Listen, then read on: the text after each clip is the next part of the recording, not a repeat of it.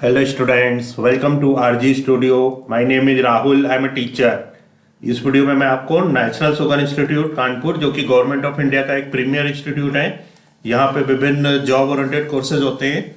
तो इस वीडियो में नेशनल शुगर इंस्टीट्यूट कानपुर के job oriented diploma, post graduate diploma course in industrial fermentation and alcohol technology, तो जो डिफाइड कोर्स होता है नेशनल शुगर इंस्टीट्यूट कानपुर या का बीएसआई पुणे के और बीएसआई पुणे के लिए, तो जो डिफाइड का एंट्रेंस एग्जाम होता है, इसके लिए वेरी इंपॉर्टेंट टॉपिक्स, कुछ इंपॉर्टेंट टॉपिक्स की इंफॉर्मेशन दी जाएगी, इंपॉर्टेंट टॉपिक्स क्वेश्चंस की इंफॉर्मेशन दी जाएगी नेशनल शुगर इंस्टीट्यूट कानपुर के डिफाइड एंट्रेंस एग्जाम की प्रिपरेशन के लिए। और जो candidates national sugar institute Kanpur के और बीएसआई पुणे के विभिन्न एंट्रेंस एग्जाम के लिए प्रिपरेशन कर रहे हैं, एएनएसआई एसटी, एएनएसआई एससी, डीफैट, डीएसपीएमएम, डीक्यूसीईएस, डीआईपीसी, एसबीसीसी, सीसीक्यूसी और अदर कोर्सेज के लिए, और इसके लिए ऑनलाइन या ऑफलाइन कोचिंग ज्वाइन करना चाहते हैं, इंपॉर्टेंट क्वेश्चन के पीडीएफ नोट्स लेना चाहते हैं, वो 9411513974 पे व्हाट्सअप कर सकते हैं। और कॉम्पिटेटिव एग्जाम्स की प्रिपरेशन के लिए एक व्हाट्सअप ग्रुप बना रखा है, जिसका लिंक आपको डिस्क्रिप्शन बॉक्स में मिल जाएगा। चैनल को सब्सक्राइब वैसे कर लें ताकि इंपॉर्टेंट क्वेश्चन के वीडियोज मिलते रहें और विभिन्न जॉब्स और एडमिशन्स के लिए जो नए अपडेट्स आते हैं उसकी जानकारी मिलती रहे। वीडियो को लाइक, शेयर और कमेंट जरूर कीजिएगा। तो यहाँ पे जो टॉपिक का नाम है वो है कलिल, जिसको कहते हैं कोलाइड्स। तो ये फिगर है, दूध एक तरल पायसीकृत द्रव कलिल है जिसमें मक्खन की गोलिकाएं एक जल आधारित तरल में परिक्षेपित रहती हैं। तो यहाँ पे जो कलल, या जिसको हिंदी में कलिल कहते हैं, कोलाइड्स, इंग्लिश में कोलाइड्स, तो इसके बारे में इंफॉर्मेशन दी जाएगी। कलिल या कोलाइड एक रासायनिक मिश्रण होता है जिसमें एक वस्तु दूसरी वस्तु में समान रूप से परिक्षेपित, डिस्पर्स्ड होती है। परिक्षेपित वस्तु के कण मिश्रण में केवल निलंबित रहते हैं, ना कि एक विलयन की तरह जिसमें वे यह पूरी तरह घुल जाते हैं।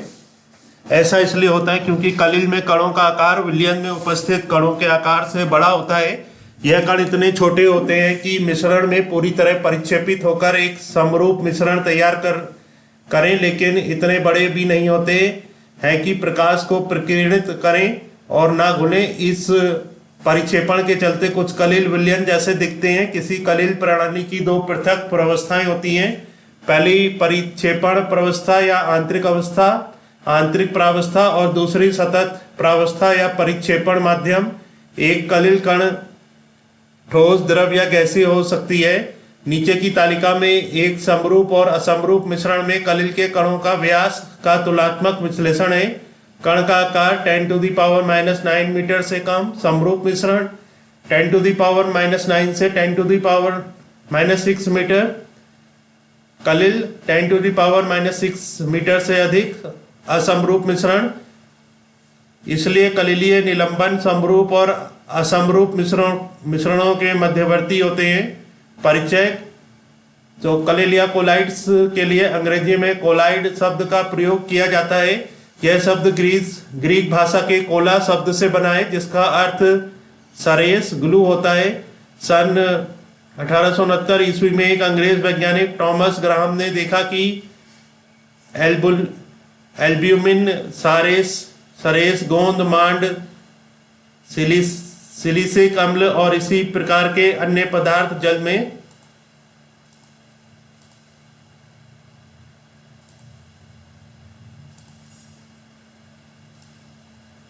घोले जाने पर जैल झिल्ली के छिद्रों से छिनकर नहीं निकल पाते।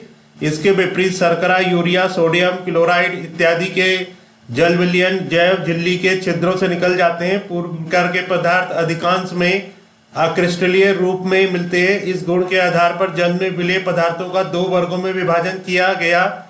एक वे पदार्थ जो क्रिस्टलीय थे और जल में विलयन के पश्चात जैव झिल्ली के छिद्रों से बहिर्गत हो सकते थे, क्रिस्टलाइड कहलाए, और दूसरे वे जो अक्रिस्टलीय थे और जल में घोलने पर जैव झिल्ली के छिद्रों से निकलने में समर्थ नहीं हो सकते थे, कलिल कहलाए। किंतु अब यह सिद्ध हो गया है कि शर्करा और सोडियम क्लोराइड आदि क्रिस्टलीय पदार्थ भी उपयुक्त माध्यम में कलिल के रूप में प्राप्त किए जा सकते हैं। कलिलावस्था में कलिल कण एक अविच्छिद्र माध्यम में बिखरे रहते हैं। इस प्रकार कलिलों में दो संघटक रहते हैं नीचे की सूची में पहला नाम माध्यम का और दूसरा नाम विपरीत पदार्थ का है। एक ठोस प्लस, पहला है ठोस प्लस ठोस, माणिक के रंग का कांच कुछ मिश्र धातु में। दूसरा ठोस प्लस द्रव, जेली। तीसरा ठोस प्लस गैस, ठोस फेन। चौथा द्रव प्लस ठोस, आलंबन या सस्पेंशन। पांचवा द्रव प्लस द्रव, पायस। छठा द्रव प्लस गैस, फेन, झाग। सातवां गैस प्लस ठोस, धुआं, अंतरिक्ष, धूलि। आठवां गैस प्लस द्रव, कोहरा, बादल। कलिकाओं का आकार विशेष महत्वपूर्ण है। आकार में कलिल कण अणुओं से बड़े होते हैं, किंतु ऐसे सभी कणों से जो सूक्ष्मदर्शी से देखे जा सकते हैं ये आकार में छोटे रहते हैं। इनका विस्तार 10⁻⁵ सेंटीमीटर से 10⁻⁻7 सेंटीमीटर तक होता है। यद्यपि ऊपर दी गई सूची में के प्रत्येक मेल के कलिल प्राप्त किए जा सकते हैं, फिर भी 4 और 5 प्रकार के, 4 में है द्रव प्लस द्रव, पायस, और 4 में द्रव प्लस ठोस, आलंबन या सस्पेंशन, और 5 द्रव प्लस द्रव, पायस। फिर भी 4 और 5 प्रकार के कलिल अधिक उपयुक्त होते हैं। तो जो द्रव प्लस ठोस, आलंबन या सस्पेंशन और द्रव प्लस द्रव, इस प्रकार के जो कलिल है ये अधिक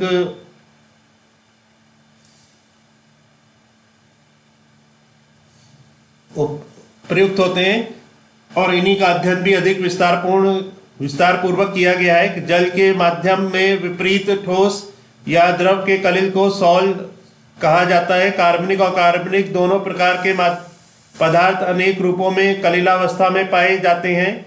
वैज्ञानिक या प्राविधिक कदाचित ही कोई ऐसी शाखा हो जिसमें कलिलों का महत्वपूर्ण उपयोग ना होता हो। अपनी इसी महत्ता के कारण कलिल विज्ञान विशेष रूप से होता गया है। कलिलों का वर्गीकरण, तो कोलाइड्स का यहाँ पे वर्गीकरण है। कलिलों के गुणों में भेद होने की दृष्टि से उन्हें 2 प्रधान वर्गों में विभाजित किया गया है। पहले वर्ग में धात्विक प्रकार के कलिल जैसे स्वर्ण कलिल आदि हैं। दूसरे वर्ग में प्रोटीन प्रकार के कलिल हैं जैसे जिलेटिन आदि। इनके विशेष गुण निम्नलिखित हैं। क्रमांक: धात्विक प्रकार के कलिल, प्रोटीन प्रकार के कलिल। पहला है अप्राकृतिक अकार्बनिक कलिल, प्रोटीन प्रकार के कलिल, प्राकृतिक कलिल। दूसरा सांद्रण साधारणता तनु, ये धात्विक प्रकार के कलिल है और प्रोटीन प्रकार के कलिल में सांद्रण बढ़ना संभव है। तीसरा है अस्थिर और विद्युत विश्लेषणों के प्रति संवेदनशील। विद्युत विश्लेषणों के अधिक सांद्रण से अवक्षिप्त किए जा सकते हैं। चौथा है अवक्षेपण पर रुक्ष कणों का निर्माण होता है, जेली के रूप में अवक्षेपण होता है। पांचवा है अवक्षिप्त पदार्थ को पुनः कलिल में परिवर्तित करना असंभव, अवक्षिप्त पदार्थ को पुनः कलिल रूप देना संभव। छठा कलिल माध्यम के प्रति विशेष बंधुता नहीं दिखाता, इससे फूलता नहीं, बंधुता दिखाता है और फूल जाता है। सातवां श्यानता लगभग वही होती है जो साधारणता माध्यम की होती है, श्यानता माध्यम से अधिक होती है। आठवां तीव्र प्रकाश किरण के प्रभाव से उच्च टिंडल प्रभाव दिखाता है, तीव्र प्रकाश किरण के प्रभाव से विशेष टिंडल प्रभाव नहीं दिखाता। इन दोनों प्रकार के कलिलों के लिए जिन शब्दों का विशेष प्रयोग होता है वे जल संत्रांशी हाइड्रोफोबिक और जल प्रेमी हाइड्रोफिलिक है। इन्हें अंग्रेजी के क्रमानुसार लायोफोबिक और लायोफिलिक भी कहा जाता है। यह वर्गीकरण पूर्ण रूपेण संतोषजनक नहीं कहा जा सकता क्योंकि कतिपय कलिलों के कुछ गुण दोनों चरम वर्गों के अपेक्षाकृत गुणों के मध्यवर्ती होते हैं। इस प्रकार के जल कलिलों में कुछ धात्विक ऑक्साइडें या हाइड्रोक्साइडें, कुछ अविलय फॉस्फेट,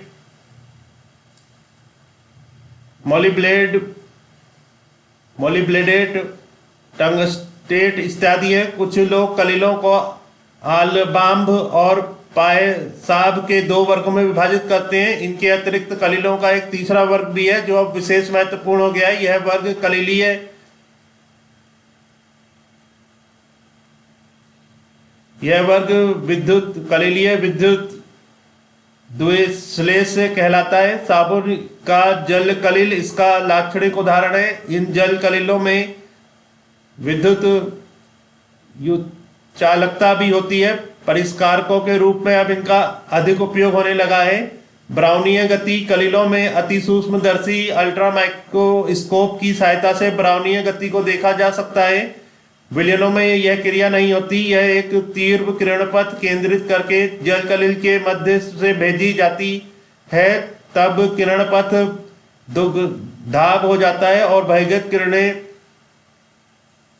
धातुत्व प्राप्त कर लेती हैं। इसके कारण है कलिल कणों के आकार और प्रकाश के तरंग दैर्घ्य में समानता तथा वितरित पदार्थ के वर्तनांक और प्रकाश के तरंग दैर्घ्य में समानता तथा विपरीत पदार्थ के वर्तनांक का अविच्छिन्न माध्यम के वर्तनांक से अधिक होना। शक्तिशाली सूक्ष्मदर्शी की सहायता से टिंडल के प्रभाव द्वारा कलिल कणों को देखा जा सकता है। इस प्रकार देखे जाने पर कलिल कण प्रकाशित तारों की भांति दिखाई पड़ते हैं। साथ ही इनकी गति तीव्र, अनियमित और निरंतर होती है। इस गति को ही ब्राउनीय गति कहते हैं। तो जो गति तीव्र, अनियमित और निरंतर होती है उसी को ब्राउनिंग गति कहते हैं। इस गति से पदार्थों के गत्यात्मकता सिद्धांत के विचारों की प्रायोगिक पुष्टि हुई है। अवागाड्रो नियतांक को इस सिद्धांत के अनुसार निकालने पर यह सिद्ध होता है कि प्रायोगिक त्रुटि का विचार करके इस विधि से निकाले गए अवागाड्रो नियतांक के मान्य अन्य विधियों से निकाले गए इस नियतांक के मान्य से साम्य रखते हैं। पेरिन ने मैस्टिक गोंद के कलिल पर परीक्षा करके अवागाड्रो नियतांक का मान 6.510 E23 निकाला है। प्रयोग में उपयुक्त मैस्टिक गोंद के कलिल कणों का अर्धव्यास 6.5 × 10⁻⁻4 था। कलिल निर्माण विधियां अनेक प्राविधिक विधियों के लिए कलिल निर्मित करना आवश्यक है। जल संतरांशी कलिल ही सरलता से बनाए जा सकते हैं क्योंकि जल प्रेमी कलिल उत्क्रमणीय हैं।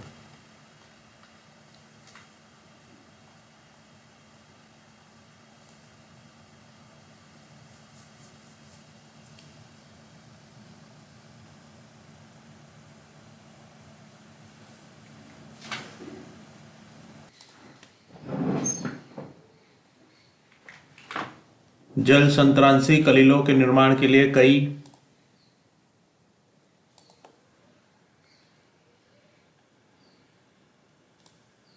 विधियां प्रयुक्त होती हैं। इन विधियों को दो वर्गों में विभाजित किया जा सकता है।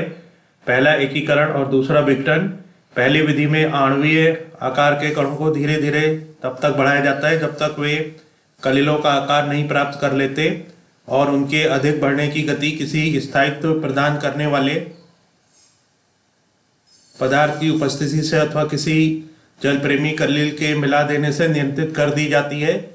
इस विधि से कई धातुएं, हाइड्रोक्साइडें, अविलेय लवण तथा फोटोग्राफी में काम आने वाले रजत हैलाइडें कलिल अवस्था में निर्मित की गई हैं। दूसरी विधि में से बड़े बड़े कणों को छोटे छोटे कणों में विभाजित किया जाता है।